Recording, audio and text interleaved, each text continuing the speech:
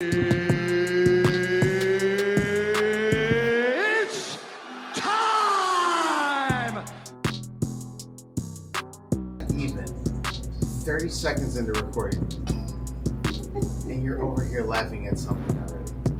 No, because I just remembered something. Our intro that has Kobe Bryant in it about the Job's not finished? Job's not finished. Okay. I don't know if you've seen this on our Facebook page, but I put up a story that had Kobe Bryant looking down on Devin Booker from heaven, saying, "Take off my damn shoes." And then I just remembered that in my head and was like, "Oh shit." Yeah, way to go. I'm sure Evan would laugh at that one if he were here. But good morning, Detroit. Good morning to everybody all across the world. My name is Eric Guzman. Sitting alongside this week, as always, my co-host Jeremy Bryan, no Evan Hoy. Again, you are listening to the newest edition of Speak Your Piece, coming to you live from Cave Radio Broadcasting, CRBRadio.com. And again, of course, as always, make sure you're following us on our social media platforms, Facebook.com/SpeakYourPiece313.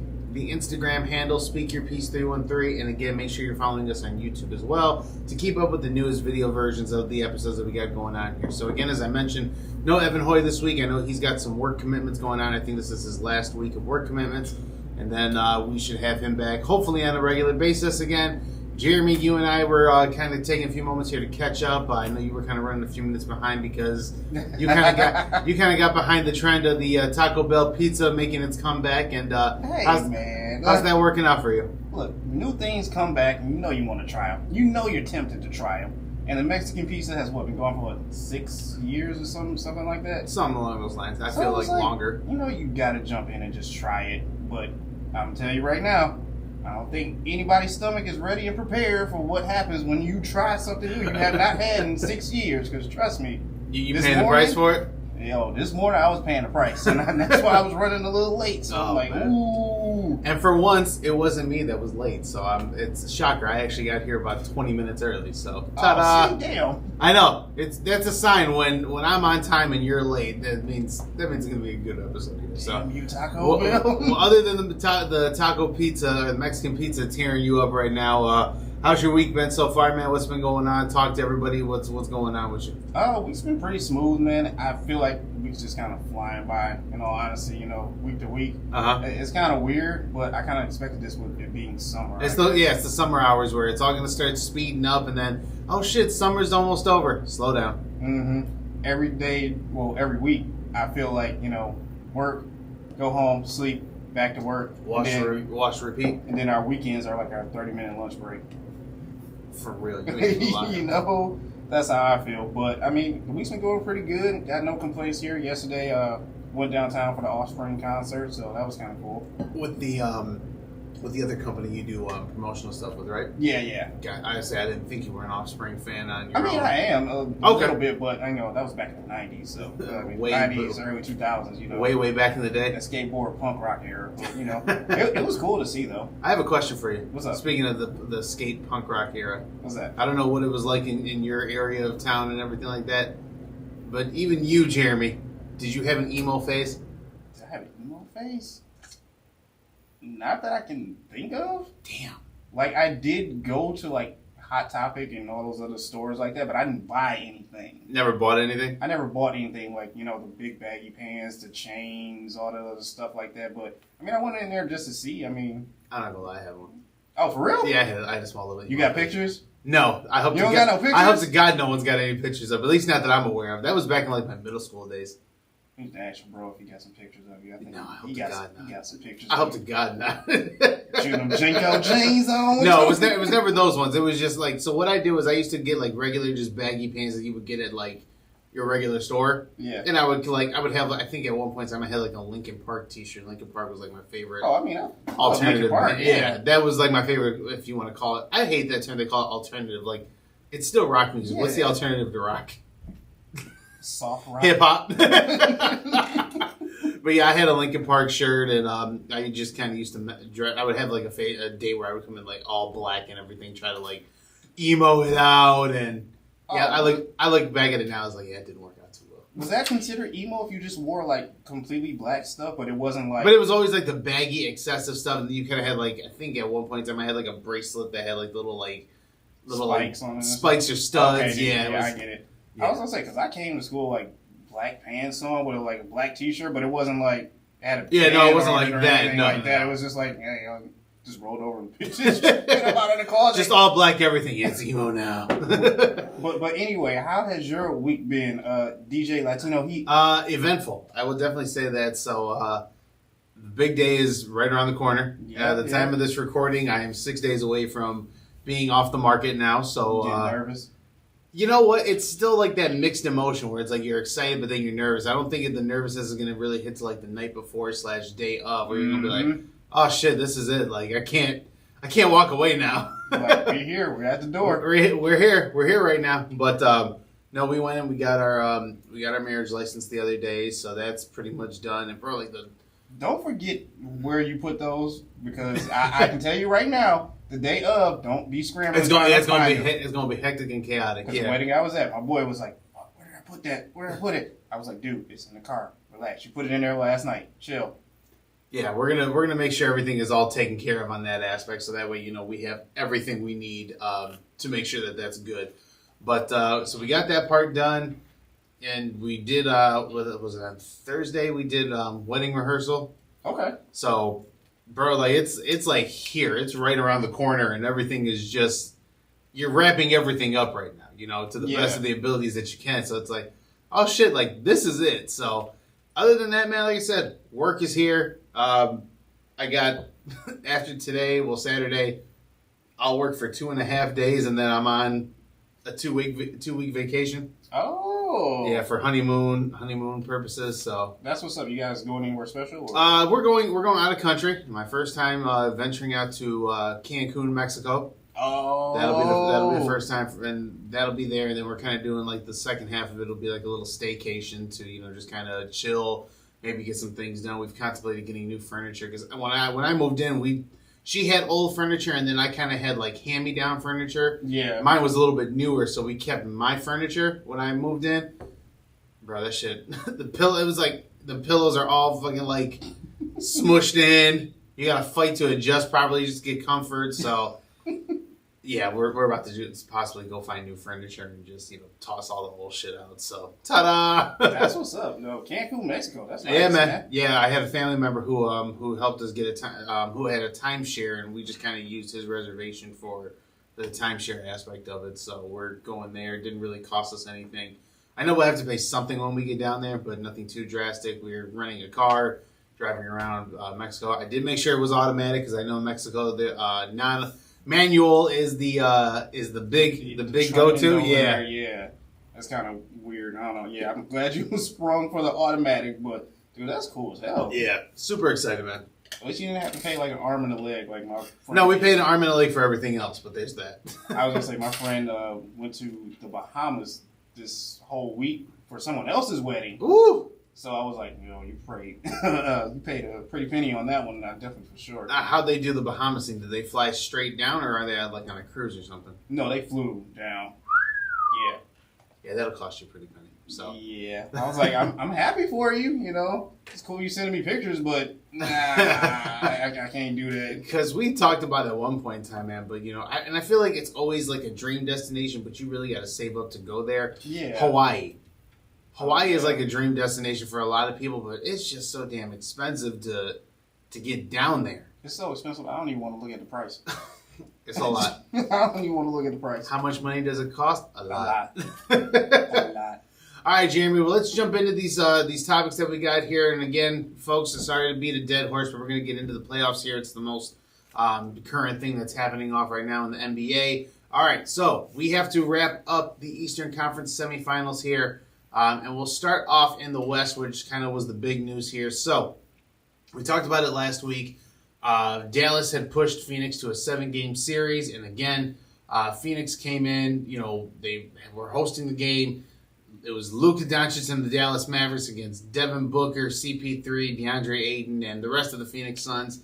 And Jeremy, let's just get right into it, man. What the hell happened? That was we talked about Golden State getting thumped by Memphis. That was a thumping on Golden State on Phoenix Suns' part. That was embarrassing to watch. I stayed and watched the whole entire game, hoping for a second half comeback.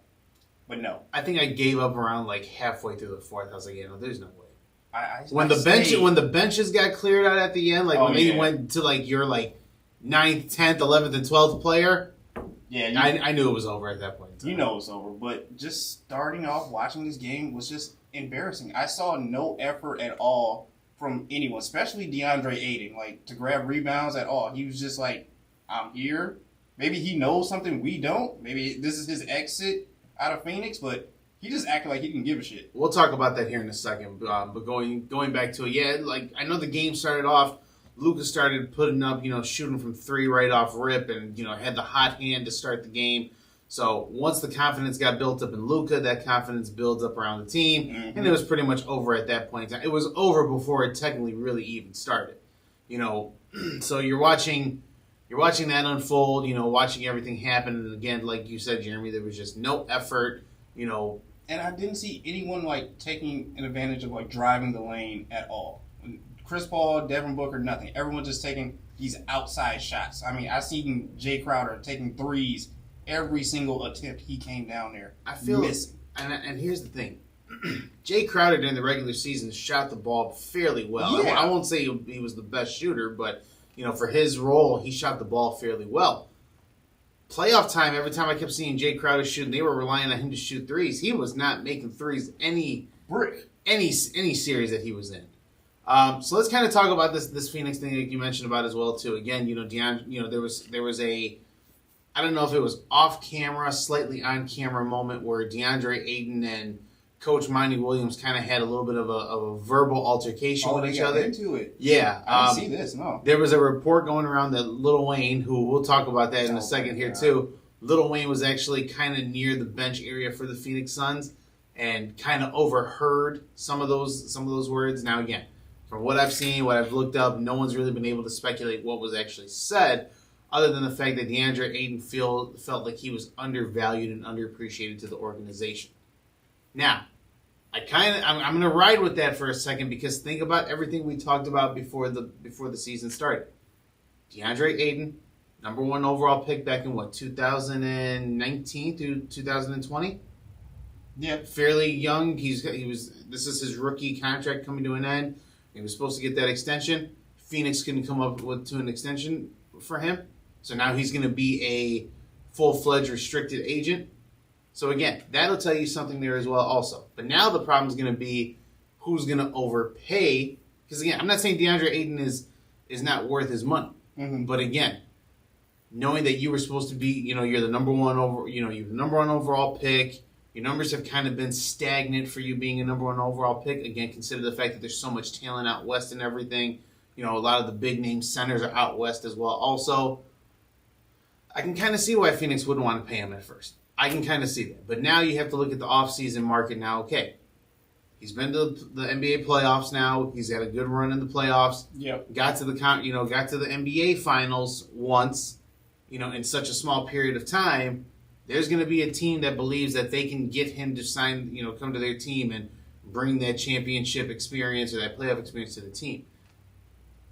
I know I've been hearing speculations that the Pistons may be in the run for that as well too. Oh boy! But I know the Pistons had their eyes set on Marvin Bagley for a while too, and they just got Marvin Bagley. Yeah. So I don't think Bagley is going to want to come off the bench. No. I think he's what, since he got here, is he a starter or is he still coming off the bench? I believe he's a starter. Okay. And I believe he's getting like a little bit of a resurgence here, being now in Detroit and just Right. enjoying a new environment. So I think they're trying to like help him out a lot more and get him more playing time. So I can't really see us trying to make an effort for DeAndre Ayton. I mean, if anything, I feel like he might stay out west. Listen, I saw a nasty rumor that said the Pistons are going to try and get Westbrook, but I don't know if that's a speculation Please or not. don't do that. Please don't do that, Detroit. Let's not do that. So let's go out east now to the other conference finals that we the conference semifinals that we had, Milwaukee and Boston. Again, that was our favorite series that we had seen thus far. Both teams had really competed back to back. Jeremy, let's call it for what it is. Giannis just ran out of gas. I told you guys this was going to happen. I knew Boston was going to come out with so much energy, playing at home as well, too. And, Giannis just put too much on himself to do. and it wasn't enough. That was the game as well. Also, the game 7 where Grant Williams from Boston had 27. Yeah, an amazing fourth quarter. From Yeah, the 3-point line. Yeah. Just it was all him all day. And Milwaukee's going to have to learn from that aspect as well. Again, the Milwaukee's gave up way too many 3-point attempts. And you think about it too from the aspect of that. I know a lot of people did the numbers. Grant Williams wasn't the greatest 3-point shooter on the team, but after a while, when you start getting hot, yeah, if you leave me open for a long period of time, guess what? I'm gonna take advantage of every single shot opportunity I get. Right, exactly. And that's what he did. And some of the analysts and some of the experts, up in the other organizations have kind of said that that's kind of been Milwaukee's MO, where they'll just crowd the paint and want you to take the jump shot. The problem is this is a 3-point shooting league now, So while that idea kind of works, it's because again you don't want to go up with Giannis, and Giannis or Brook Lopez then have your shot rejected like that. This is a 3-point shooting league. So what are you really getting out of it from that point in time? I think Giannis just got gassed out. So again, Milwaukee didn't make the cut. Boston is in the conference finals now. But no disrespect to Milwaukee. Oh, absolutely not. Like, they did play their ass off in that game 7. I give them credit. Yeah, but I think if Chris Middleton, which again I know I have speculated that there was a possibility that Chris Middleton would come back for game 7. Mm-hmm. I think if Chris Middleton's there, it's a different game. Even half the series. Let's just say games 4 through 7, or even 3 through 7. Right? If he's there for the second half of the series, you potentially have a different outcome. Giannis doesn't have to carry the load like that. And he can help Giannis stretch the floor out as well. So I think it's a different series. Do I still think Boston comes out? It could. I can't really say because again, Boston is a hell of a team as well this year also. Yeah. So either way, So now we're getting to the conference finals here. Out east we have Miami and Boston right now, the number 1 seed, number 2 seed. And then again, out in West, we have Golden State and Dallas, having their series right now. Jeremy, where do you want to start off with this right now for the conference finals? We just stay in the East. Stay in the East? All right, so. Those games were a little bit more exciting. We got to put some more respect. And I feel like we do this all the time where, someone just kind of sleeps, gets pushed under the radar. And then when they start really performing, we want to recognize them. The media, us as a whole, we need to start doing a better job at Jimmy Butler, his kudos. Oh, yeah. We're going to start calling... You know how they called him... they called Paul George Playoff P? Mm-hmm. We're going to start calling him Playoff J. Playoff J. I like that. Playoff Jimmy. I don't care. Whatever you want to call him. Just... When it comes playoff time, Jimmy Butler shows up. And in case you haven't been paying attention to what's been happening, at least once or twice in every series that he's played thus far, there's been at least a couple of 40-point plus games. Mm-hmm. And again, you kind of look at it as well also. Was Jimmy doing too much? Is he going to get burnt out come the stretch? But the team still operates well when he puts up when he plays to that type of level and that type of intensity. So you look at game 1. We're at this point in time, we're 2 games into each conference final. So again, by the time this gets out, some series may be further wrapped up, maybe still going on. But again, at this point in time, game 1 comes around. Miami puts not necessarily a thumping. It was a thumping. Was it a thumping? Okay, I couldn't remember because yeah. they're fast-paced games now. So. And it's just Miami's fresh legs too. That's what I got to give it credit to. They had a couple extra days off. Extra days off. Where Boston's coming into this after going on the war with Milwaukee. So yeah, I kind of expected this from Miami. Although Boston was leading at half. Yeah, I give them credit for that. But afterwards, it was just like Jimmy Butler show. That was it. It's just that I think Milwaukee, again, like I mentioned before, not Milwaukee, I'm sorry, Miami. Miami's defense got super overlooked this year. Mm. They were and again, if you look at the teams that are left, other than maybe Dallas, these are probably some of the deepest teams that you have, the most balanced benches that you have in the league right now. Miami, again, you got P.J. Tucker coming off the bench or even the starting lineup. Tyler Hero as well. Also, Corey Vincent, I believe his name, or Jacob Vincent? The point guard right now. It's Corey. Corey Vincent, yeah, guys that you probably wouldn't think off the top of your head, but when you see them executing the way how they have been executing, you can kind of see. And again, even look at Miami side. Not Jimmy Butler. Boston. Kyle Lowry has yet to play in this whole series as well either. I keep forgetting that he's on the team. Right, exactly. It's been all about Jimmy Butler this first part. So, I mean, plus Bam Adebayo as well. Also, again, versatile big man. So, this Miami team is deep. You look at Game 2, Boston retaliated with another thumping of their own. You know, Miami started off hot, especially with P.J. Tucker getting the ball going the first 5 points of the game. All of a sudden, landslide starts coming. Yeah, Boston wasn't going to let that game Boston, Miami couldn't keep up with that one. So, it's again, this is going to be another Milwaukee-Boston series where I feel we're going to get a back and forth, Yeah. So now Game 3 in Miami is Miami for Boston and Miami. God dang, I can't talk right now. Too many M's, MIA, MIL. Game 3 for Miami and Boston will be tonight, and then Sunday we'll have Game 3 for Dallas and Golden State. So, I think. Well, let's do predictions here right now before we get into the next part here. Eastern Conference Finals, Miami and Boston. Jeremy, who are you going with? Let it be known, I'm happy either way, whoever makes it out of the East. But give me Miami in 7. This goes all 7.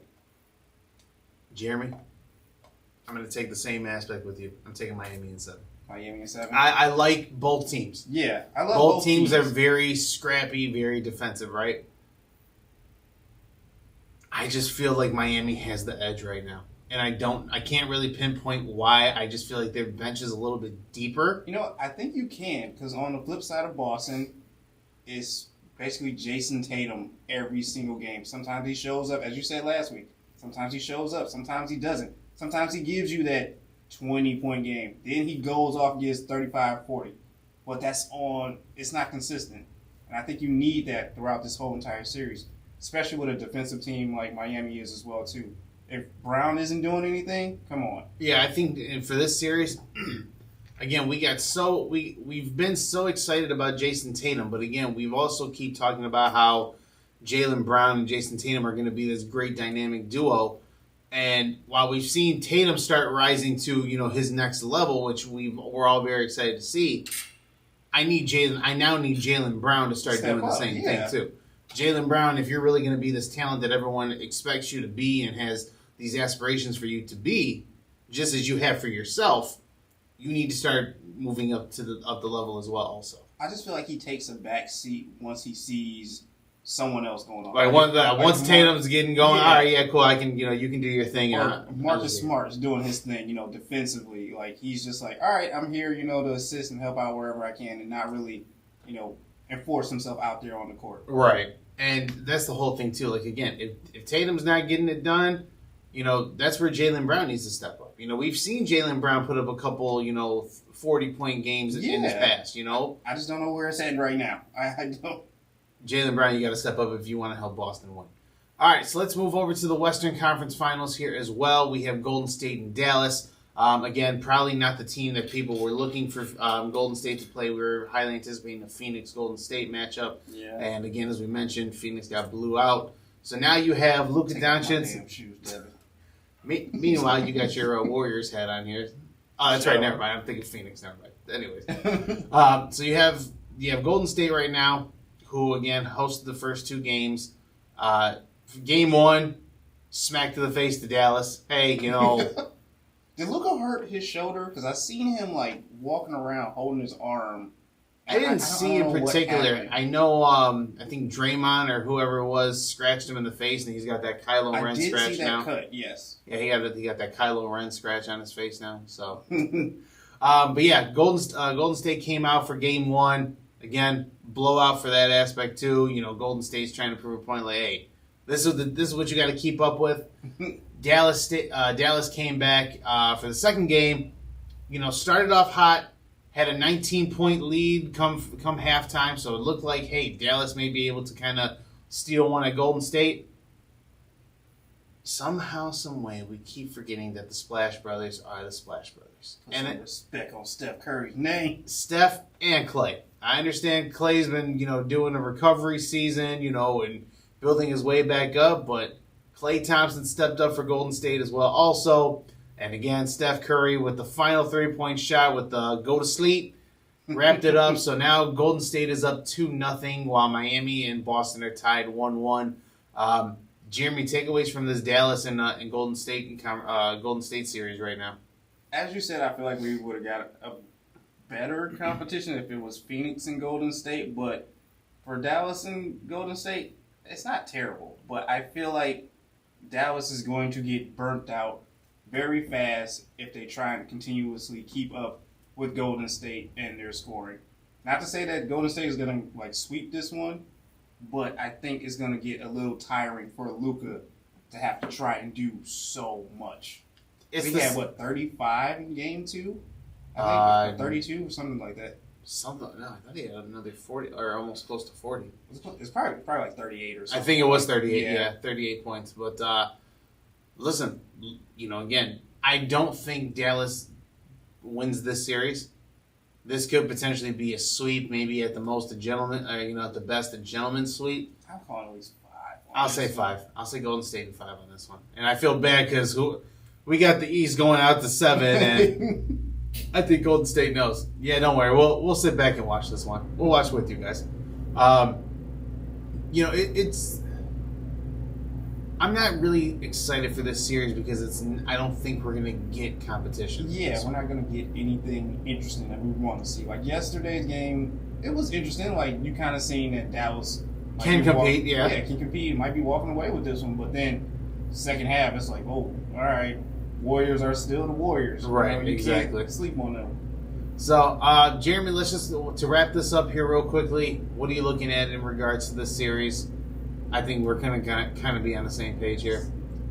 Warriors 5. I'm being kind. 5. Yeah, I'm being kind. 5. I want to say 6, but I'm like, no, this just can't. No. No, and I think, again, for Dallas as well, also, whatever happens, win, lose, or draw, they'll take this experience, and what they'll end up doing more than likely is they're going to go on a heavy free agency run to kind of see who they can potentially bring to help.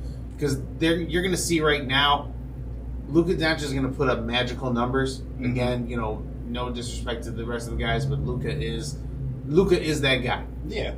But Dallas is going to start learning now. Hey, I think what they're going to have a problem with Dallas is, if Dirk could do it technically by himself, why can't you? Right? And that's always been Dallas's thing. Everyone always tries to see if the new young talent can live up to the greats of the past. But in today's game, I don't think you can do it, especially with teams like Golden State, teams like Phoenix who have multiple stars on the team. You're not going to be able to get it done. You need help. They're going to definitely look out for someone. I believe you said it last week as well too. Luka needs a 2. He needs someone else to help him back him up out there. I think him and Dinwiddie played great together. Mm-hmm. I don't know why there's not more things where Dinwiddie and Luka play together at the same point in time. Like when they acquired Dinwiddie, remember that's when they started going on their little 12-game run or 10-game run. They went 10-2 over the past 12 games when they first acquired Dinwiddie. They beat Brooklyn and a couple other guys, and they were playing together. So why we haven't seen that combination frequently in this series, I don't know. But again, Luka's going to need more help in the backcourt, whether that's a defensive presence or a two-way presence. Definitely up front. Dallas really needs some up front helps, and I know there was a report, I think, seeing that I believe Dallas is going to try and go after Rudy Gobert if they are looking to separate Gobert and Donovan Mitchell. I mean, it's a possibility. Rudy Gobert, DeAndre Ayton wants to slide over to Dallas, too. It might be an opportunity, too. I don't know. Mark Cuban's going to make some magic happen this offseason. He's got to. I know it. He's got to. Yeah, front office has to help Luka. And again, if you want to get Luka to stay long term, I think he's going to need help for sure. All right, let's move over to our next thing right now. So as the conference finals started to tip off here as well, we also have the NBA draft lottery. Jeremy, the Pistons were in the high ends of potentially landing the number 1 pick for the second year in a row. But let's kind of look at the top 15 here as well. Because again, when you look at how the rest of this plays up, all the playoff teams pretty much are at the bottom half. So we said 15. All right, Yeah. I lied. I'm gonna make it. Oh wow. Oh no, I'm looking at this right now. That's pretty crazy. Yeah, let's do 15. So at 15, you have Charlotte. The Charlotte Hornets, who are in the playoff tourney or the play-in tournament. They'll start it off at number 15. Number 14, you have Cleveland. 13 again, Charlotte. Wow, Charlotte had some back-to-back kind of like Charlotte back-to-back. has a couple picks in this draft. Number 12, Oklahoma City from the LA Clippers. You have New York at number 11. Number 10 at Washington. San Antonio at 9. New Orleans from the LA Lakers. I believe that was from the Anthony Davis trade a few years ago. Portland will be at number 7. Indiana will get 6. We at Detroit get number 5. Sacramento at 4. Houston at 3. Oklahoma City at 2. And number 1, the Orlando Magic acquired the number 1 overall pick. So if you kind of look at last year's draft as well, also kind of some repeating teams here on the opposite end of that end. Yeah. I know Detroit got number 1 last year, then followed by Houston. And I believe Oklahoma City was 3, if not 4. I believe you're correct. And I believe Orlando was somewhere in that top 5 as well also. So it pretty much looks like some teams kind of got swapped around here a little bit again. The balls fall how they fall. No pun intended. Yeah, but exactly. But Jeremy, with that being said, I know this draft class has some hype going into it, but I know it's not the biggest hype. It's not like how it was last year, the year before that. I know there's a toss up for the number 1. There's the kid from Gonzaga, Chet. Yeah, Chet. I don't know his last name. I think it's Atkins, if I'm not mistaken. I could be wrong. Yeah, I couldn't tell you, but I do know that guy from Gonzaga. And then the other kid from Duke, Poloa, I believe his name is. There's someone else too. I think it said it was another guy named Jalen. Let me see if I can find the recruiting class here. NBA 22 draft. I mean, it's not a terrible class, but it's not anyone that we're like super There you go. looking out for. Let me see here. All right, this is coming from Sporting News. Let's see. So you have Chet. Paolo Banchero, Chet Damn, I was way off. Holmgren, we'll go with that. Jabari Smith. Jabari Smith Jr., Jaden Ivan, Shaden Sharp. Keegan Murray is the guy everyone's favoring Detroit to get. And I know you are our college basketball guy here, so tell me a little bit about some of these recruits. Keegan Murray, you're saying about is kind of looking to be with Detroit. Tell me a little bit about Keegan Murray. Like, what do you see? Kind of who does he resemble his play like? They're favoring him to be somewhat of a Dirk, I guess you could say. So he's a big forward. Yeah, he's a big forward. He is going to need some work, though. Of course, these guys are all rookies coming into the NBA, but still at the same time, I don't know if Detroit's really trying to stay completely young and fresh and just bring in this new crop of talent to build them up, or are we actually looking to try and compete this year? Because if we are, I would be thinking about moving this 5th pick to someone else. Because it's not the most sexy draft, if you will. It's not the most sexy draft, and if we're really looking to compete, this guy's going to take some time and some work. Are we willing to put in that work again with Cade being his 2nd year out there, or are we really trying to compete? Right. So that's my, idea, my thoughts on it. But I mean, it's not. He's not terrible. He's not terrible. It's a great call out because I remember last year, Pistons, the Pistons were kind of looking at trading the draft pick as well, also to kind of see what they could acquire. And again, it depends on last offseason there was no really big. The only major thing you got out of it was Ben Simmons, potentially a trade thing, and you kind of knew that if you were going to go with Ben Simmons, you may not get Ben Simmons. Yeah. So it was kind of a safer bet to keep the pick. This year, knowing let me see where the NBA free agency is at this year as well, also, so we can kind of take a look and see what potential names are out there. Yeah, if you could trade that pick either for a aging veteran to move on the team and loose up some cap space, see what's out there for free agency wise. Let's take a look here and see. These are all potential free agents.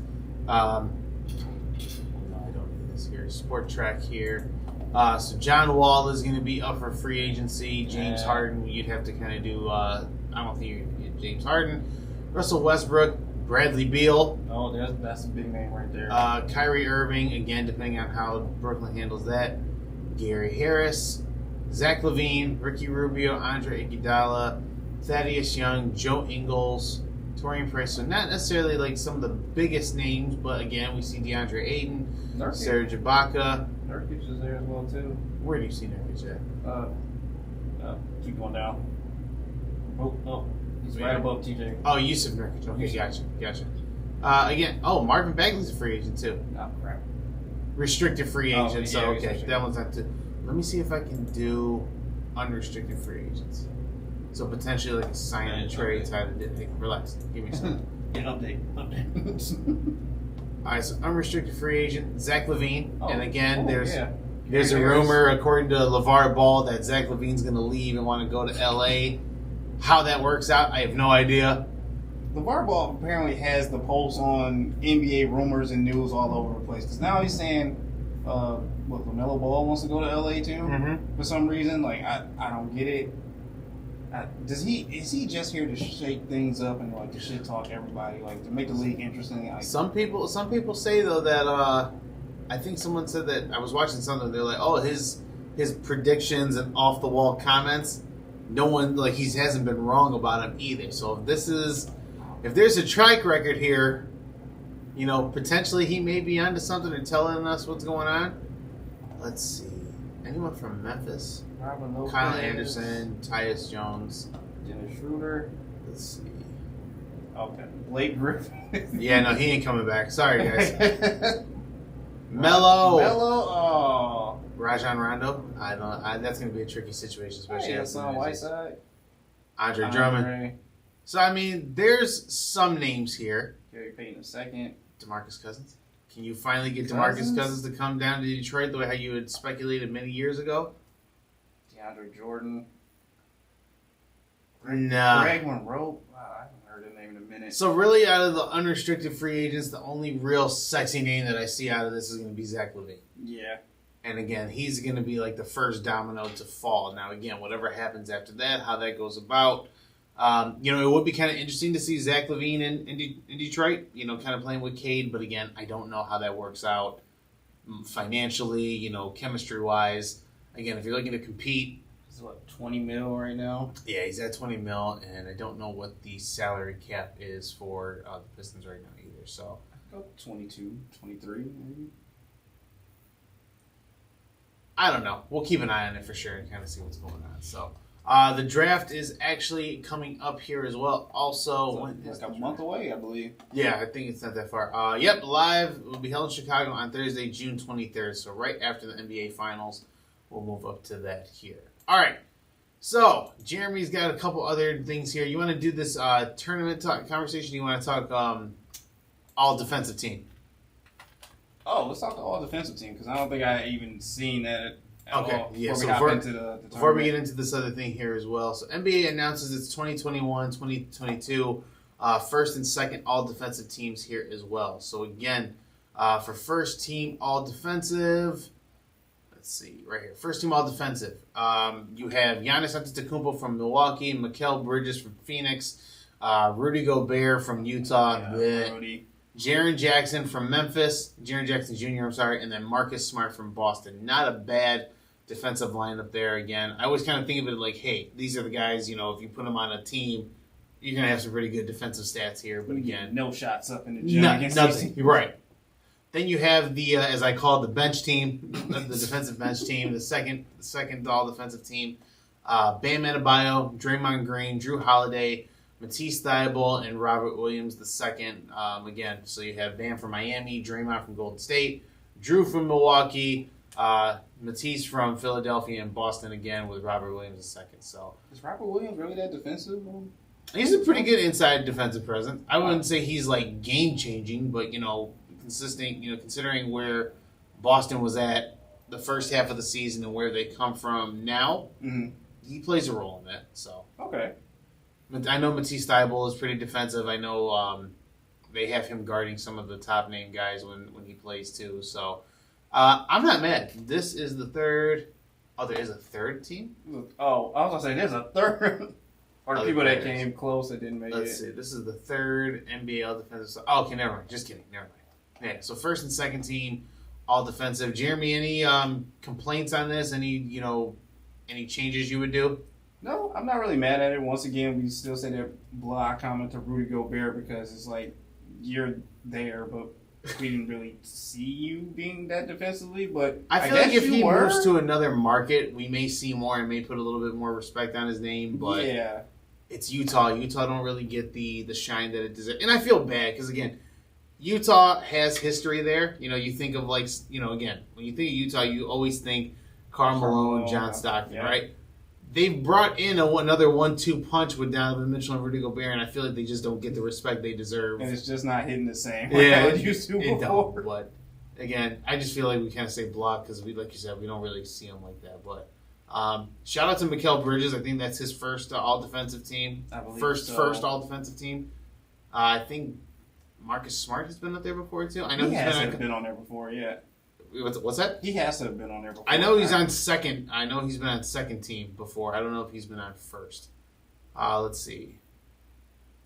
Trying to see if it shows here which ones. This is Bridges' first selection to the NBA All-Defensive Team, first and second team. Smart, Defensive Player of the Year to earn his third selection of the first team. Okay, Yeah, so there we go. yeah, he's definitely been on I know he's been up there at least on the second team before. So, all right, so let's get back to this playoff conversation or this tournament that we were talking about here. So, there were reports flying around stating that there's a possibility of moving closer to adding an in-season tournament.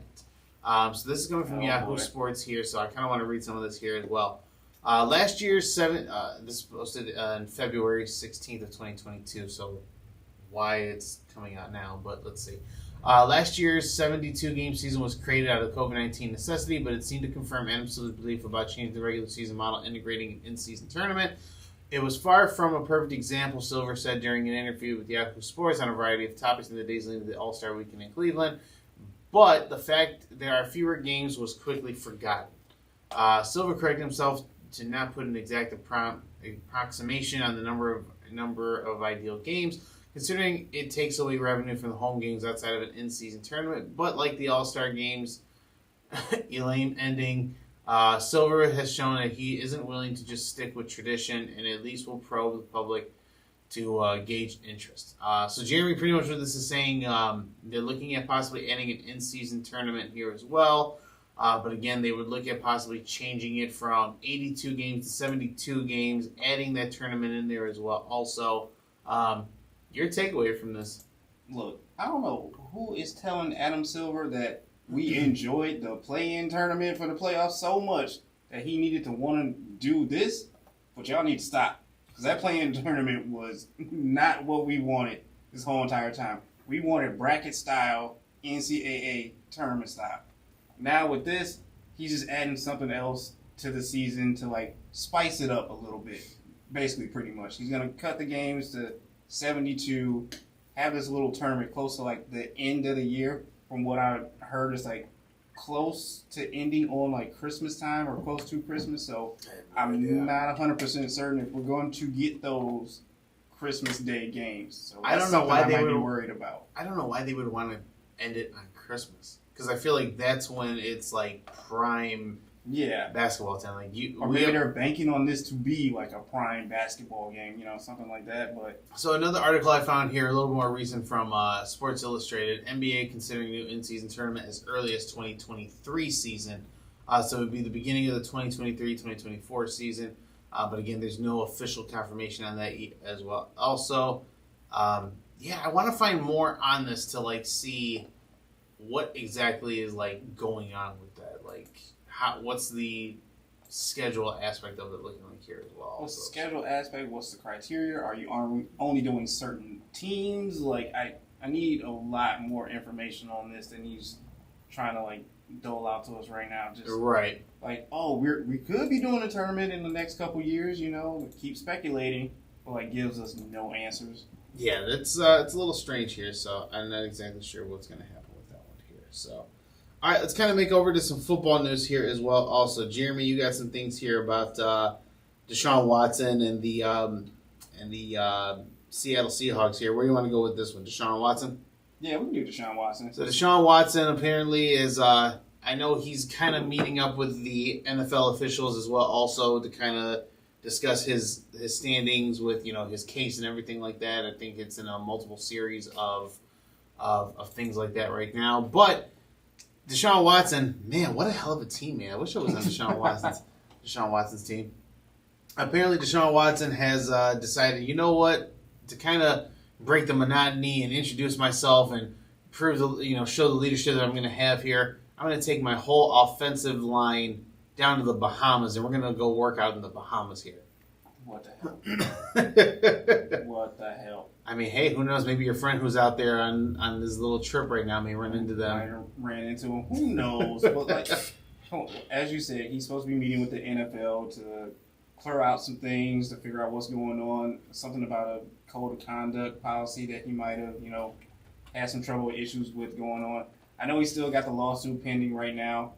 The Browns are fully prepared to, for whatever it is to come next, whether he sits for the season or 6 to 7 games, depending. They still have Baker Mayfield back there, but yeah, he's taking his signing money and taking the whole offensive line, including Nick Chubb, Amari Cooper, to the Bahamas to relax, have fun. Wait, you said he's taking Amari Cooper? Yeah. Oh, sorry, Amari Cooper did get traded. Yeah, Coop's on the Browns too. But yeah, he's taking them all to the Bahamas right now. He's already got a field set up for them to, practice on as well, to, become better teammates. But at the same time, you're blowing a lot of money to go to the Bahamas. It's guaranteed. And it's the Browns too at the same time. It's guaranteed money. So let me read this article here. This comes from USA Today. NFL wants another meeting with Browns quarterback Deshaun Watson amid investigation per report. So developments tied to Deshaun Watson legal will continue to surface Friday. NFL officials want to meet with Watson again to interview him this week in Houston. According to a report from the Cleveland TV station Fox 8 and several other Browns quarterback accusers participated in an interview that is scheduled to air Tuesday night on HBO. And when was this written? May 20th, so just a couple days ago. I have to find where that on HBO that is. Watson met with the league this week in Houston as it investigates whether he violated its personal code of conduct policy. On Friday, Fox 8 reported Watson's attorney said that the league wants to meet with Watson again. Hardin did not, that's the report, the attorney's name. Hardin did not immediately respond to the Beacon Journal's request for comment. An NFL spokesperson, Brian McCarthy, said, quote, "We will decline comment as the review is active and ongoing." Despite Watson accused by 24 women of sexual misconduct during massage appointments and 22 of those women suing him, the Browns traded for the 3-time Pro Bowler on March 18th. Okay, So, that's new. I didn't know that there was a documentary or some type of interview process coming out for that as well also. But, kind of like what we stated before, it's kind of a... again, I made the gesture, the week or two prior to that trade. If you think your quarterback is worth the risk, go. Your star that you want to get is worth the risk, then you go all in, right? But to pay someone guaranteed money like that is still kind of sick. I didn't think it was going to be that much all in. I figured you give up, you give up what you want out of it, right? Like again, if you're trading. High-end draft picks. You're trading a high-end player for another, star of that caliber. Yes, you go in all in like that.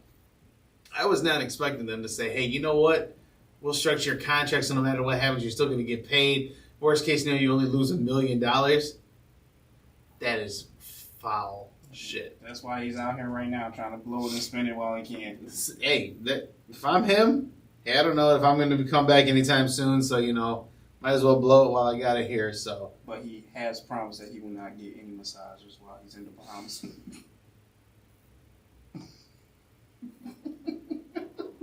I hate you. I really should do sometimes.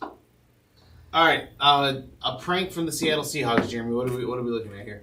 All right, so you basically know the Seahawks drama over the offseason. Russell Wilson gone. The Seahawks are basically preparing to struggle. Right now with this upcoming season. So, to make it a little bit more relaxing and lighthearted, Pete Carroll decided to pull a prank on the players. Oh, God. Involving Will Dissly, who reportedly went into one of the VP's office and got like the VP of Player Relations office and got like the little list for the team schedule. So no other players on the team got the schedule just yet. Hadn't been officially released yet. But Will got it and basically was going around the locker room telling everybody like, hey, you check out the schedule? I know you want to see the schedule. I got it. I went into such and such office and got it. Got the schedule and everything like that. And basically told them that, like, look, we're playing on Thanksgiving. We have back-to-back bye weeks. We have no bye week after their Germany trip, which apparently they're playing in Germany. Yeah, I've seen the reports on that one, yeah. Too. And there was something else that happened, too, for the schedule. But all the players were freaking out about it. Quandre Diggs, who was on the team, who was a former Lions player, was very upset because he has not had a Thanksgiving day off in a while. And as soon as he got to Seattle, he was kind of hoping for that Thanksgiving day off. So he was very upset about it. Damn. As well. But yeah, couldn't to find out that wasn't the case at all. That was not the case at all. But you can see there's a video of it as well, too. But Will Dissly is literally going around the locker room, the field, the front office, kind of like spreading this rumor, making it bigger and bigger. Jeez. And players are freaking out about it, right? And going all over the place until Pete Carroll, pulls the whole team in the locker room and basically tells them, it's a joke. I got y'all. Jesus. Shout out to Pete Carroll. That's funny. But it was funny. It was a lighthearted moment trying to tell them that, hey, things are going to get rough. Things are going to get, tough around here. We don't have the same personnel as we used to from years before, but we're still going to be out here competing and we're still going to be trying to have fun at the same time. So, it is what it is. He was just trying to make a lighthearted moment for the team. Well, Jamie, we got to talk. Some college football here because Nick Saban got himself into some hot water here and Nick. Oh, and got called some people out here. So. Oh, not Grandpa Nick. Oh, come on! I'm trying to see if I can find the actual comment here. So, Nick Saban apparently said something to the wrong. Said some things he probably shouldn't have said. Right. So. In a press conference, I don't know where this kind of came from. All I just know is that I got a couple of alerts saying that, a couple of coaches were upset with Nick Saban's comments. Nick Saban pretty much came out and was talking about the new kind of pay for play, model that's out for college football, right? Okay. And to my understanding, and again, I'm trying to find more reports on this as well, as to where, excuse me, Nick Saban kind of was asked, what do you think about this? I guess they were kind of talking about how Nick Saban didn't have the number one recruiting class. And he kind of threw two names out there. He kind of singled out, I know for sure he singled out Jimbo Fisher and Texas A&M, saying that they pretty much they paid for all their plays to get there.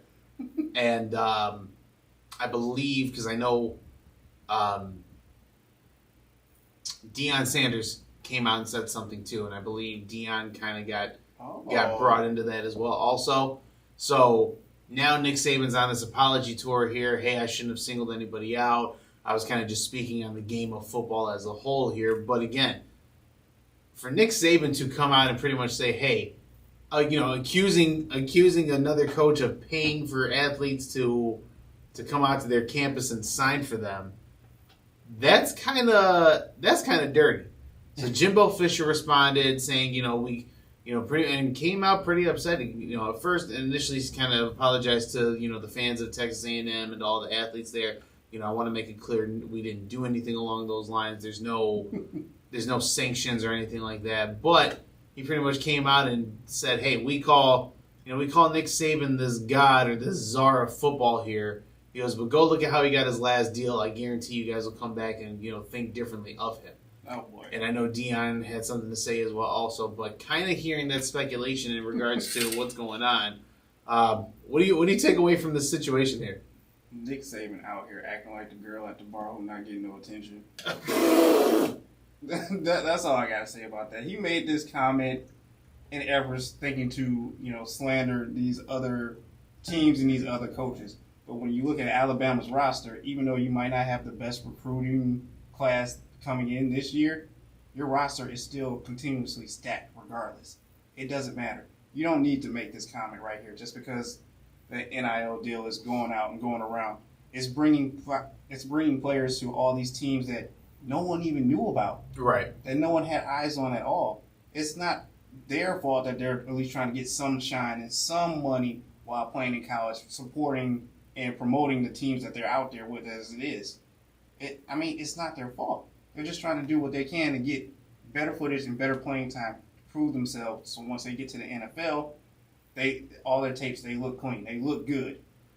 And I know Shannon Sharp on Undisputed kind of brought it up as well also and kind of made the comment. He goes, because Nick Saban goes out and recruits all these guys from L.A. and, all these other high-end places. He goes, you really think any of those kids know what it's like to live out in the country like that in Alabama? He goes, no. He goes, they're going there just for the sake of playing for Nick Saban. So this whole name, image, and likeness scandal or deal that's going on right now, it shouldn't penalize anybody for doing that. And again, especially someone like Deion Sanders, who, again, Deion has wanted to be a coach for a while. He's wanted to do it with the right opportunity, and when that Jackson State, I believe that's what it is, right? Jackson State opportunity came out, he jumped right on it. Again, Deion Sanders is an advocate for HBCU, colleges and programs, right? So, again, you're starting to see traction already with Deion Sanders the same way how Nick Saban has traction in college football. Yeah. But again, Deion Sanders is a supporter of HBCU. So again, if I'm an African-American athlete, right, and I want to go play, for someone who's considered one of the greatest football, yeah, I can go down to Alabama. I can go down and play for Nick Saban.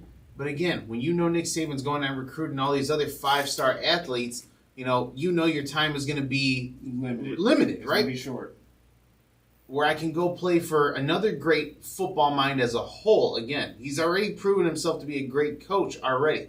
But you look at what he's done on the field, again, as a 2-athlete player, why would I not be attracted to that? And again, I can get more time. Where I get more time, I get the opportunity to get a little bit of change out of it as well. Also, it's a better fit down there. Absolutely. So for Nick Saban to come out and be butthurt and start talking shit about everybody, we don't pay for you may not have paid this time around. But I guarantee you paid in the past. I'm sure. And it's been under the books, and you really don't want anyone to go digging around the Alabama's history. So you need to chill out, Nick.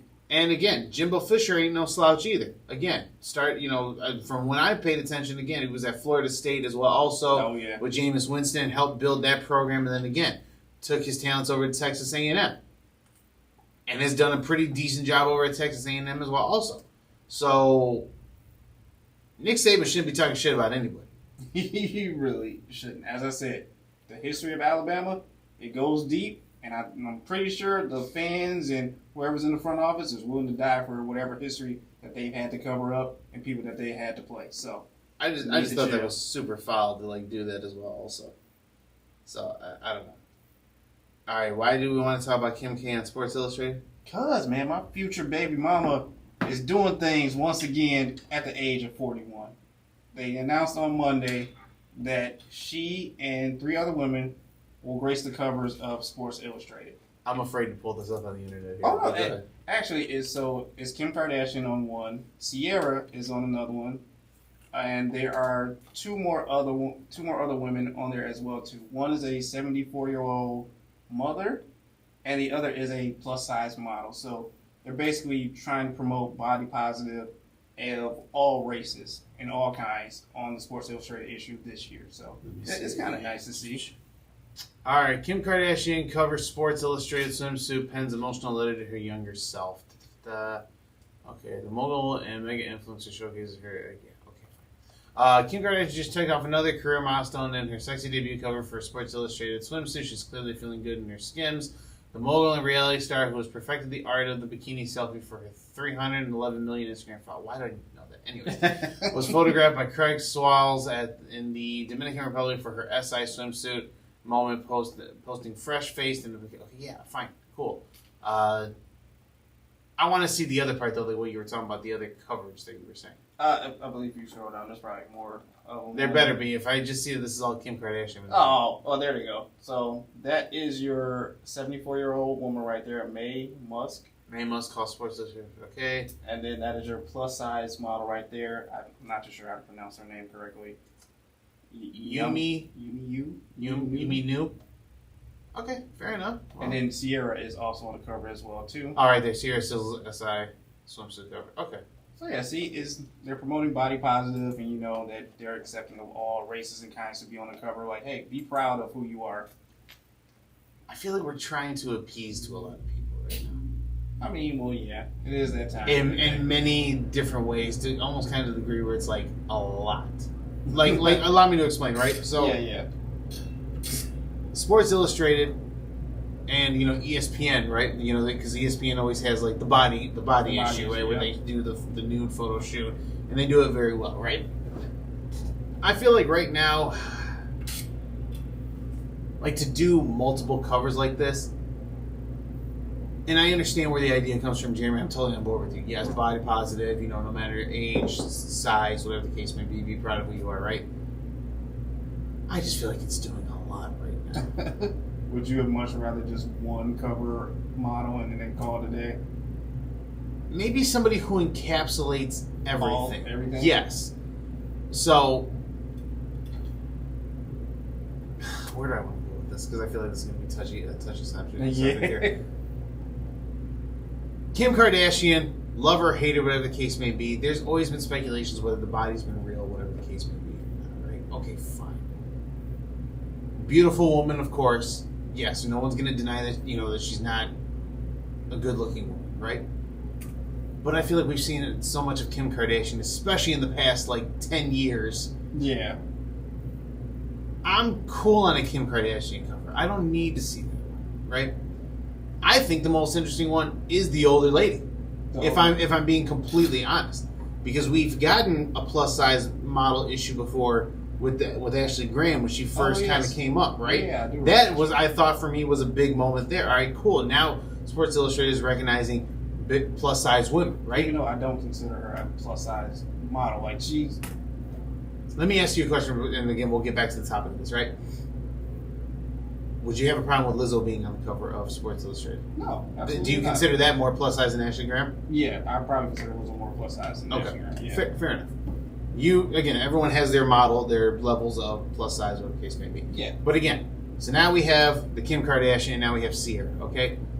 Sierra, cool, but I feel that's kind of like a hand-in-hand. Oh, your husband's in the news right now because he just got traded. Now we're going to kind of give you some shine again. No knock to Sierra. Sierra's had an incredible career as well. Also, trying to bring back some past from Tyra Banks being on the cover. Yeah, kind of, right? Like I said, to me, I feel like if you're really going to push to the next level, do it at a step at a time. Doing it all at once, you're kind of like throwing it in like, okay, you decide which one you want to get. Yeah, we're not forcing you to just take this cover and be like, oh, here's a person you got, and then now you still have a problem with it. Right. Like again, so like if I'm at the grocery store, right, and I see all four of these, right, I have my choice. Well, again, let's say I'm a person who's not into plus size women. I'm going to avoid the plus size one, right? Mm-hmm. For me, I'm not into again. I guess I would want to know what the story is going to be about, because again, that's what the cover should always be about. Your cover is always kind of like, what's your main story behind that, right? Yeah. If I see an older lady on Sports Illustrated, I'm going to be more intrigued. Like, oh shit, like why is it? Oh, she got a good story behind it. Let me read behind that too. Mm-hmm. Again, when you start separating it like that, I'm not a Kim Kardashian fan. I'm not going to buy Kim Kardashian. I'm not a Sierra fan. I don't know who the hell Sierra is. No, like you're kind of setting your. To me, the thought process behind that, as I'm thinking about it, you're not really gonna. It's not very attention grabbing when you split it up like that. I see. I see what you're talking about. Like, yeah, going into this, in any grocery store you go to, you have your selection and your choice. But as you said, they're trying to do too much and appeal to too many people. Whereas if you just pick one person, don't get me wrong, it's not a bad idea to have all four of these women on the cover and on their single cover because I'm. Now, if they did it all at one photo shoot, then that would be different too. If it was like all 4 of them on one cover, then that'd be probably better as well too. Yeah, like again, this is coming from USA Today on the article, and they have all 4 covers on top of each other. You know, again, if you would have done something, hey, and again, I know there's still COVID protocols, this and that, but you know, hey, we're going to do a cover story, and our cover story is kind of explaining why we're putting all 4 together. Now I'm interested. Yeah. Now I feel like it's a better solution. I get it. It's a magazine. You're technically supposed to have one person on there because, again, but... I mean, they've done a cover where there's been more than one person on right. it, but at the same time, like... And I feel like the range, especially to like having Kim Kardashian, Sierra, and then let me get the names correct. Mae Musk, and then... She's 74. I believe Sierra's 36, 38. Something like that. 36, 38, and the Yumi chick, I believe I think she's the youngest. 28. So, I mean, it's... Maybe I'm going on a tangent here. I don't know, but that's just the way how I see it. You're absolutely right. I see that a little bit more being a smarter idea rather than doing 4 separate covers. And it's appeasing to whatever it is you like on your Sports Illustrated cover model. Right. But as you said, I would probably pick up the 74-year-old lady cover because I want to know her story a little bit more. Right. Why is she so important to Sports Illustrated, and what has she done to, exactly. make herself be known on this cover? Exactly. And that's my whole thing. Like when I think of a cover, when I see a magazine, and I see the cover, I want to know more about why you put this person on the cover. Yeah, because Kim K, we know your story. Sierra, as hip hop heads, we know your story as well too. Right. Whereas, also the plus size woman as well. We're in a body positive era right now, so we get it as well. But right there, the odd one out, that 74-year-old woman. I'm intrigued. I want to know. Yes, I want to know more about that one. And it's kind of like a conversation I was having the other day. Now I'm really going to the tangent here, so bear with me. When I say like we're kind of pushing things out there and kind of things are being presented a little bit more.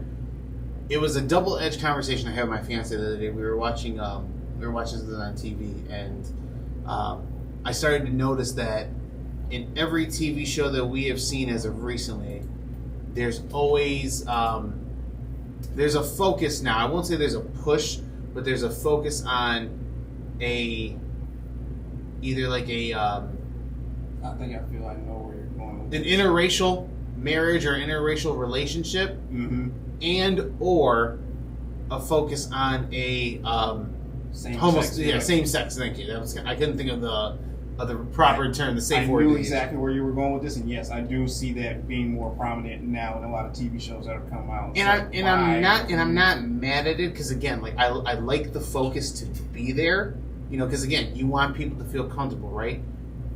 But now, like when you're putting it in every single episode or every single show, now it's kind of, and again, I know it's kind of a hypocritical thing to say, so I know it's kind of almost like saying, well, why should you have regular, relationships on there? Pushing that down the throat. But I don't know. I completely get what you're saying as well. Like, we know these relationships exist. Right. All around the world. We're all accepting of them. But it's like when you see them on TV constantly more now prominent, like I admire it at the same time, but also it kind of seems like you're trying a little too hard as well too. Maybe that's what I'm going with it. Yeah, I have a hard time kind of like fully articulating what I'm trying to say. Yes, like we get it. Maybe at times pull back a little bit. Mm-hmm. I don't need to. I feel like I don't need to see it in every single episode. Every single show I watch. Yep. So that's my whole thing. And we'll talk TV here in a little bit too, because there's I'm starting to see a couple of wash, rinse, and repeats here as well. Also. Well, shit, we're on TV. It's 9:30 already. Shit, or about 9:20. Where you want to go? I know we saw the She-Hulk trailer came out as well. I know we don't have Evan here to kind of discuss it. How do you feel about the She-Hulk thing? I feel like these Disney Plus series are starting to take a dive a little bit. I kind of noticed that. I'm glad it's not just me, because I watched this trailer and I'm like, whoa, all right. They're like super horny in this trailer. Super what? Horny. That's what I thought you said. Yeah, the She-Hulk is super horny in this trailer for some odd reason. I don't get it. I know she's supposed to be like the somewhat female Deadpool type of person, where she's actually talking to the camera at times and playing up to that stuff as well too. In the comics as well, she's more sexualized, I guess you can say, as well at times too. Okay. As you see her in the trailer swiping through on Tinder or whatever they call it in the series as well too. It may actually just be Tinder. It probably is too. But also I think the trailer was rushed at times too, because the animation is so bad on the character playing She-Hulk. Yeah, it's so off and it's not right. I know the series is probably like a couple weeks or like a month away or something, but we need a lot of fine tuning for this. I think the next one is Miss Marvel, Kamala Khan. Yes, that's coming out in June, and I think She-Hulk is shortly after that. Is it August? Maybe, potentially. So, like you, I wasn't super impressed by it. You know, it kind of is what it is at this point in time. Will I watch it? Sure. Yeah. But I feel like I'm going to start getting to the aspect now with these Marvel shows where if it doesn't catch my attention like fairly quick, and again, I know you have to watch it because somehow we'll connect into something else. Mm-hmm. That's what YouTube's for now. But like the series, like I love Disney Plus, but like the Marvel series that you put on there, they're just going downhill. It's like we started so high with WandaVision, Loki, Cap and Winter Soldier, and then it just kind of just... Well, because again, no one... Here's the thing with that aspect as well. We're starting into characters that nobody really cares about now. Or that nobody really knows about. Yeah. The She-Hulks, you know, the Miss Marvel, because I'm sure this is all building up to what Marvel's going to do next, right? Like the Secret Wars or something like that. Yeah, whatever the case may be. It's going to build up to something. You're going to get all these characters. So again, instead of doing it all in these big, massive movies that, you know, cost millions and millions of dollars to make, hey, you know what? We'll kind of separate into segments here. You know, here's a TV show. You know, because again, a student is remember, if you remember the original phases of Marvel, we kept getting origin stories. Mm-hmm. The Captain Americas, the Iron Mans, the Thors, right? People don't want to go to the movies and consistently see an origin story anymore. You want to kind of get right into it. So this is where, hey, we're going to give you all bullshit character development here. When the movie comes along, you know the character already. Get right into the action. Boom, here we go. It'll be something along those lines. Okay. So I kind of see where they're going with, but I'm with you too. Like, this trailer didn't really, like, get me geeked up. The only thing I saw was, you know, again, Abomination, again, that little portal from the Shang-Chi movie, you know, when they took him back, and there's that chamber. Now he's there in that chamber. So you're going to see Abomination. Looks like Abomination is going to be somehow part of this next little phase that they're doing in some entry levels between Shang-Chi and Hulk/She-Hulk. So that's really the only thing I got out of it. I mean, yeah, I kind of got the whole Tinder thing, young lawyer, you know, looking for, you know, whatever she's looking for. I kind of get it, but... I mean, they're trying to be, I guess, somewhat funny at the same time, too, but I just think, like, wow, we just went so dark with Doctor Strange and now to this kind of funny, light-hearted type of thing that you're trying to be funny at the same time. But I also found out that from Doctor Strange and Multiverse of Madness, there was a opening scene that got cut from the movie. Okay, enlighten me. So, in what was originally supposed to be the opening scene, it was supposed to be Mordo from the last Doctor Strange movie going out hunting and finding the Scarlet Witch. And attempting to try and, like, kill her, but somehow, in some honest way, she ends up beheading him in, like, the opening couple seconds of the movie. Well, that would explain what happened with Mordo. Yeah, that would explain what happened to Mordo. Our Mordo, I guess, yeah. Yeah, our Mordo from 616. But yeah, it got cut from the movie because they thought it was too dark, too quick in the beginning of the movie. But it was supposed to be a horror movie. I know. Why would you cut it like that? That covers up a loose end that you have now from this day's Mordo, because we don't know where he's at. We don't know if he's going to pop back up again. Who knows? If ever, yeah, exactly. Yeah, so like that would have tied up a loose end right then and there, because in the scene with Doctor Strange and the Scarlet Witch, when she transforms the field back to that red, you see that the house that's over there, and it was actually in a poster from like overseas of Mordo going to this house, finding this area in that red. So that kind of fills in that void as well too. Because you don't know where the hell you are once she transforms this field back to this red area scene. You know what? I kind of thought about that because there was I kind of thought about like some of like the other things that we didn't get from that movie. So remember we had the high speculation because of it being Multiverse of Madness. You're supposed to see like all these old and new characters kind of pop in. I was kind of let down. I kind of thought about that now because I was watching like one of those little YouTube, Facebook reels or whatever, and one of those guys does it. He goes, "Yeah, remember we're supposed to get all these rumored characters and this, and that." I was like, "Damn, that's right. We were supposed to get rumored, appearances. There were supposed to be rumored appearances of Ben Affleck's Daredevil. Allegedly, Deadpool was supposed to pop in at one point in time. So now I kind of think that was a little bit of a letdown that we didn't get that aspect. Like, damn, at least with all that shit that was hyping up." And someone made another point as well too that if Earth was 838, the other Earth, the other Earth, if the Captain America is different in that time realm, why is every single time that we see Doctor Strange going through another dimension, it's still Benedict Cumberbatch? It's still that same person, and it's not someone else. That's a good point too, because I remember allegedly in those characters that we were supposed to see, there was a conversation where they were thinking about bringing Tom Cruise to play like the alternate version of Iron Man. Yeah, see? That's a good point. That's a really good point. Yeah, why is it still him, that same person? I mean, the hair might have changed or the outfit might have changed, but yet it's still Benedict Cumberbatch's persona. Yeah. That's a good question. See? Maybe we didn't hit the right universe that, that changed yet. Yeah. Because remember, she went through all those different ones to kind of escape, so... Maybe we didn't get to see the Doctor Strange from that universe. For some of those other ones, yeah. Or maybe there's another universe somewhere out there where he is a different person. No, it's a good point. But again, you kind of have different things to, play with as well also. Yeah. Speaking of TV here, kind of what I was going on earlier with my tangent on movies, right? I was listening to another show, and I think it was the Joe Budden podcast, and they were talking about TV where you're getting all these like copy and paste shows now, right? Yep.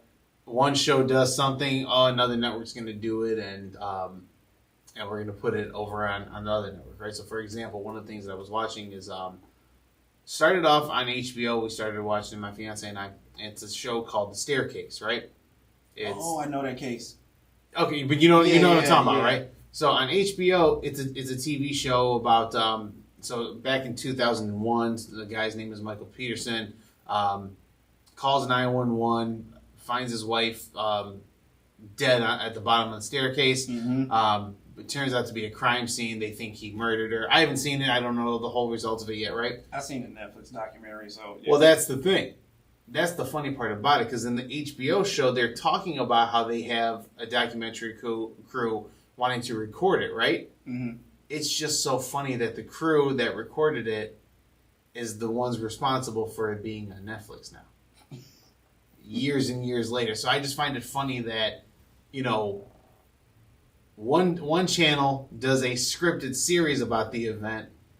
The other channel, hey, we got the actual documentary, still the same story. So it's like, now it puts you up in a dilemma. Well, where do you want to watch it? Do you want to watch the real life crime footage scene of it, or do you want to watch the, the directed series about it? So it's interesting, and why I bring that up is because now we're getting to a point where I feel like, how we kind of talked about music was kind of getting to a stagnant point as well. Also, where like, hey, you're kind of like hearing the same shit over and over again. Mm-hmm. You're starting to see that now with TV. It's starting to become the same shit now. And the fact that now different platforms are going to offer different things here for you too. Like, hey, this, you like I said, you can watch the scripted version on X platform, or you can watch the, the documentary thing on the other platform. And it's happened a couple times too. So yeah, it's happened a couple times before. You remember the Fire Festival thing that happened? Yeah, I remember that was on Netflix. But they also had one on Yahoo, maybe, or something like that. Like, they had two of the same documentaries, and they both dropped at the same time.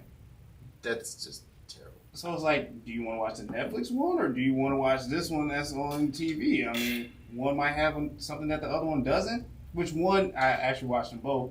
One has a little bit more stories and details of... I think the Netflix one was the more popular one. Yeah, Netflix one was the more popular one, but the other one actually had an interview from whatever the guy's name, Brian or whatever. Guy's name is. Which, by the way, he just got out from early. He got an early release now. Are you serious? Yeah, they let him out. Oh wow. Which I still have yet. I have to go back and rewatch it because I started watching it, but every time I watched it, I would fall asleep. I like putting documentaries on because I know they'll make me go to sleep. I'm trying to find the good one where I can be up and be like, wow, this is legit, and that wasn't it. If I could suggest one, it's on Netflix, Worst Roommate Ever. I've seen that one a couple times. You've seen it? I've scrolled past it. Okay. I have yet to like watch any of them. Yeah, that was a good one. It's a couple episodes, but they are interesting too. At first, starts off all happy. This person moves in. They're helping this person out, save money, splitting the rent, doing all this other stuff. Next, it just kind of takes a turn. Like, whoa, this person is not who they said they were. Yeah, signed this loan application for. This lease application for, and it's like, whoa, this got dark real quick. Super, super dark. Another show on Netflix. A couple of my friends put me on. And new season just came out yesterday.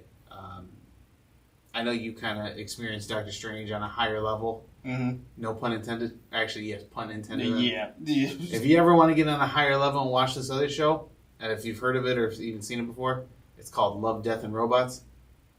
Love, Death, and Robots? Yes. What? It's the first season. They just started season 3. The first season has like 10, 12 episodes, and they're all like little like mini cartoons, like animated features. Okay. They have nothing to do with each other, but they're like all like sci-fi kind of horror-ish stuff. My friends put me on that one day, and this is when I was a little bit heavier into the higher lifestyle. Oh, dude, I was bugging. I'm telling you, when you get a chance, when we're done recording, I'll show you some of the trailers of it. Yeah. It's awesome. It's really good. I gotta check this out. Yeah, I'll show you for sure. This is weird and interesting at the same time too. I also like documentaries as well. I just finished watching that the Abercrombie and Finch one. I don't know if you've seen that on Netflix. No, not at all. The rise and fall of Abercrombie. Man, I did not know this was all going on when I walked by this place in the mall when I was younger. Well, I know they kind of got shut down because they started body shaming, if I'm not mistaken, correct? Body shaming, and also they were a little racist at the same time too. Like they wanted the prettier people out in front of the store selling you all this t-shirts, jeans, all this kind of stuff like that, while they kept the uglier people or the minorities in the back doing warehouse work. I believe it. Yeah, because that was wow. That was kind of the MO with Abercrombie and Finch at the time, where it was like you always had like again when you saw like the models on the pictures, I was like, oh yeah. And then I remember an article that came out that said Abercrombie and Finch will never release like plus size clothing. Yeah, I remember this. Even for me, like again, first off, pricing on it is high as shit. If I recall correctly, jeans were like $120, some crazy shit like that. They were ridiculous. They weren't like super expensive as like the other stores in the mall, but yeah, they were still. They were up there. Yeah, they were still up there. And then when I found they would never make bigger size, I guess I got no reason to go here ever. Mm-hmm. And it was always weird. I remember there was one in Fairlane Mall down here on our side of town. It was Abercrombie and Finch, but it was like in this dark ass like room, so I didn't understand why it was in like the dark. Yeah, they like turn the lights off, or make them lower so you can they can distract you with other things. That was one of their models or game plans going into these stores, making these stores. Loud music, turn the lights down super low, so one, you can't really see the prices and you can't see the stuff that people are trying to shove at you to buy. That's crazy. That's nuts. That's a wild scheme to get you to buy some clothes, man. It's not even worth it at that point in time. Well, Jeremy, I'm out of stories here, man. I know you said you took another loss at work. Uh-oh. The L's continue? The L's continue, man. And this was just the other day, too. So this sucked as well. So I'm at work, and usually we have like a team meeting around 12:30, something like that, where we all get together, talk about the game plan for the day, what's going on, some topics that might have happened, what else is going on through the week. I'm on a call when I'm supposed to be going to this meeting. Okay. My team lead tells me like, "Yo, we're gonna be at we're gonna be at this facility. Yeah, we're gonna be at this huddle room. Just meet up with us when we get done." So I'm like, "All right, cool." I'm still on the phone. I finally get off. That my team isn't back yet, so of course I head over to wherever this huddle is going to be. I walk in, say what's up to my team lead, ask them, what did I miss? And then I take my seat, like, right up against the wall. Who is standing right next to me, which I don't even, like, pick up until, like, the meeting is done? Fucking Mateen Cleese is just standing right next to me. And I'm just like, in my head, like, that Mateen Cleese? Do I say anything? Should I say anything? Don't be weird. Don't be weird right now. Don't be weird. Don't look him directly in the eye. Don't look him directly in the eye. But then the meeting ends. I walk out, and then I ask my buddy, yo, was that Mateen Cleese just in our huddle today? He's like, yeah, I was shocked too. Trust me, you should have been there. Damn it! I lost again, man. We're just gonna start calling this the Take an L segment. I lost again. I lost again, bro. So if you would have had the chance to talk to him, what would you have asked him? On a serious note, I would have been like, yo, how was it winning a championship with Tom Izzo? Like, how is Tom Izzo? Is he really as cool and laid back as I'm thinking? didn't he have law issues as well? Like, didn't he have a case against him or something like that?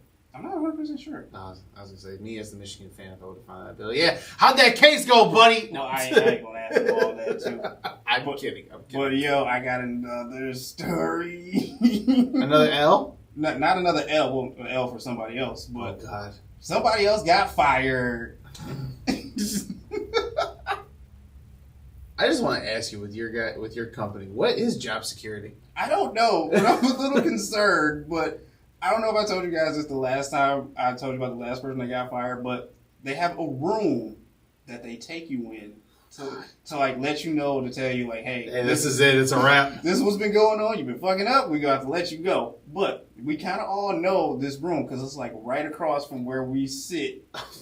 And like we see it. And if we see like, someone going in there, like a leader going in there, and then they bring the security guard to sit outside the room. Yep. Yeah, it's a wrap. We know that it's a wrap.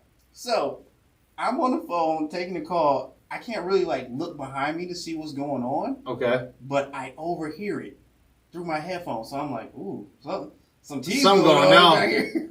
And then it's like this woman is like, so this leader comes up to this team member and it's like, hey, can we have a chat over here in the room? And she automatically is like, nope, I already know what's about to happen. I'm about to get fired. Bye.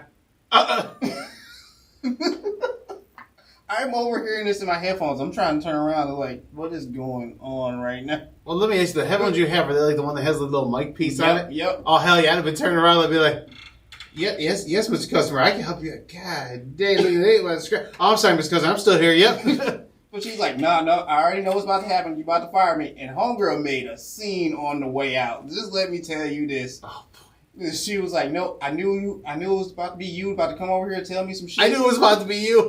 She's about to tell me some shit. So no, I'm done. I don't even need that. Bye, y'all. So she is literally walking out, waving bye to everybody. Bye, everybody. They don't let me go. They didn't fire me. Forget all y'all. Don't trust this person. Like, oh, God. Oh, no. I'm over hearing all of this and being like, thank you so much for your time. I appreciate your time. Bye. So you agree to the 4.5 APR mortgage percentage, correct? And I'm over here looking back like, what is going on? Did anybody catch this? And like, everyone's trying to be stone-faced and be like, nah, I don't know what's going on. Shit, I would like, you know what happened. I'd have been over there like this. Yes, Mr. Johnson, I hear you right now. I'm right here with you. Yes, okay? Yep, that 4.5% interest rate. Damn, that bitch going crazy. Oh, yeah, I'm still right here. I'm still with you. Oh, damn, she said, fuck y'all. She was trying so bad, too, not to cuss in the building because she knew other people were on the phone, but, like, she let a couple slip, and I was like, oh, no, man. At that point in time, if I'm getting fired, I'm letting them all fly. F you, and kiss my ass. Next thing you know, the man came around with the boxes. Shoving everything in the box, sliding everything off the desk. Here's your shit, get out. Yep. I was like, oh, no. Now I just want to know what the fuck she did. You never come in and tell us what because I never find out. No one wants to tell me anything. Everyone says like, yo, this chick is like a really good, team member and everything. She hits commitment all the time. But I'm like, I don't ever see her at her fucking desk. So how is she hitting commitment? Because I know how hard it is to hit commitment on a daily basis, but I don't ever see you at your desk. I see you over here conversating with my man down at the end of the hall, flirting and shit. Then I see you over here with homegirl. I'm like, how are you hitting commitment at all? Is your commitment 5? Like, what the fuck? I don't ever hear you on the phone at all. You better ask. That's wild. You're still here. It's over. Go home. Yes, indeed, folks. It is over for this week's episode of Speak Your Piece. Again, coming to you live from Cave Radio Broadcasting, CRBradio.com. And again, of course, as always, make sure you're following us on those social media platforms, Facebook.com/Speak Your Piece 313, Instagram at the handle Speak Your Piece 313, and again, those YouTube channels as well to make sure you're keeping up with the new version of the show, video version of the show, that is. Jeremy, it's always good to see you here as well. Also, and well, again, thank you for your time. I will not be here next week. I don't know if you and Evan plan on being here next week, and I won't be here for the week after that either, so I'm going to be on a 2-week hiatus. Jeremy and Evan, it's up to you guys to make sure we have a show, and again, we'll figure that out. But most importantly of all, peace!